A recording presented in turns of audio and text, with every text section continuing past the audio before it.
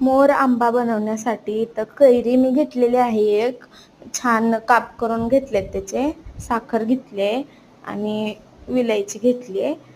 विलायचीची अशी वाटून पुढे छोटी केलेली आहे. आणि हे सगळं आता मी मोर आंबा बनवायला घेणार आहे.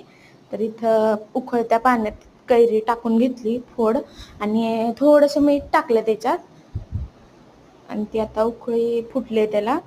तर ती उकळत आहे आणि छान मऊ शिजवून घ्यायचं ह्याला 7-8 मिनिट तरी. तर इथं शिजवलेलं आहे बघा.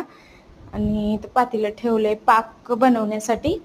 तर मी साखरेचं बनवत आहे, तुम्ही गुळाचा पण बनवू शकता. तर इथे साखर मेल्ट झाल्यावर एक तारी पाक बनवायची त्याची. तर इथे वेलची पूड सुद्धा मी टाकून घेतलेली आहे गरम पाकातच. तर छान बारीक गॅसवर आधी मेल्ट होऊ द्यायची साखर आणि परत गॅस मोठा करून त्याला एक तार येऊपर्यंत पाक शिजू द्यायचा. मग त्याच्यात आपल्या आंब्याच्या फोडी शिजलेल्या टाकायच्या आणि थोडा वेळ उकळायचं परत. तर तयार आहे